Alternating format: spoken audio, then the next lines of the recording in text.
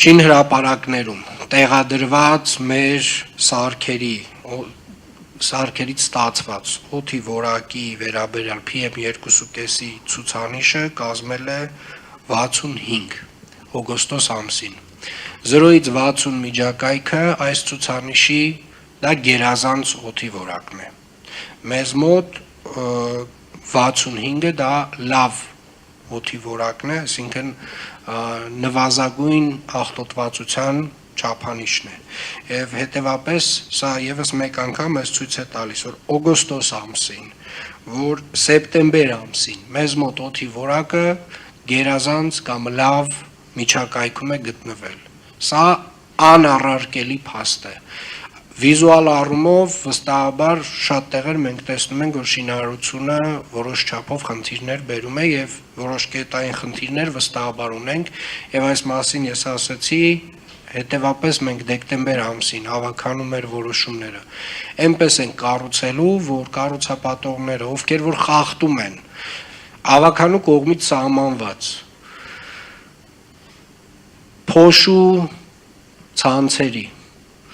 կահավորման որևէ տեսակի աղտոտում են բերում ընդհանուր քաղաքին, իրենք իրապես խստորեն պատժվելու են ռետրոսպեկտիվ, պատժվելու են այն պահին, երբ որ գան շինթույլտվության երկարաձգման, իսկ գրեթե բոլորը այդ փուլին գալիս եւ հասնում են։ Եվ հատուկ եւս մեկ անգամ ուզում եմ շեշտել, հարգելի կառուցապատողներ, սիրելի երևանցիներ, կարծում եմ այս խոսակցությունները բավարար են, որպեսզի մենք իրար ճիշտ հասկանանք։ Տեսեք, մենք սկսեցինք հստակ կանոններից, որոնք որ թողեցինք նաև որոշ չափով կառուցապատողների պատասխանատվությանը, հասկանալով, որ տուգանքի չափը փոքր է, այսինքն եթե դու այդ ցանցերը չես քաշում, մոտավորապես 70,000 դրամ ես վճարում տուգանք, ճիշտ եմ, պարոն Ղուկաս։ Այո, պարոն Քարոզ։ Հիմա շատերը մտածեցին, վայ դե ինչ մի տենց այդ 2 միլիոն, 3 միլիոն կամ 4 միլիոն դրամ ծախսը անեմ, այդ ցանցերը քաշեմ, փոշու հետ կապված խնդիրները լուծեմ, հենա կվճարեմ այդ 70,000 դրամ։ Հարգելիներս, ես ձեզ վստահեցնում եմ, դուք հարյուրավոր, միլիոնավոր դրամներ եք վճարելու անպատասխանատու վերաբերմունքի համար։ Ես ձեզ դա վստահեցնում եմ։ Այն ավականու որոշումը, որ այս դեկտեմբերին կընդունվի, ուղղակիորեն ազդելու է ձեր ֆինանսական վիճակի վրա։ Եվ այն տուրքերը, որոնք որ դուք ստիպված կլինեք վճարել,